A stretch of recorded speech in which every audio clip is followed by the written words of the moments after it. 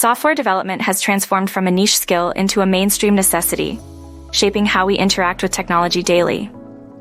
From the early days of simple coding to today's complex systems, software development services have become invaluable.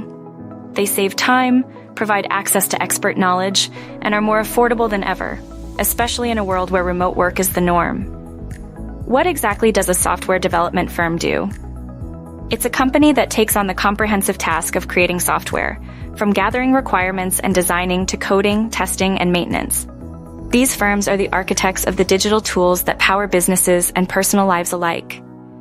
The software development process is a meticulous journey through stages like analysis, planning, design, implementation, testing, and maintenance.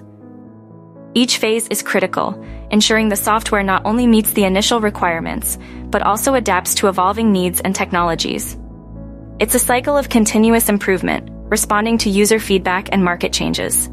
Software development companies come in two flavors: product-based and service-based.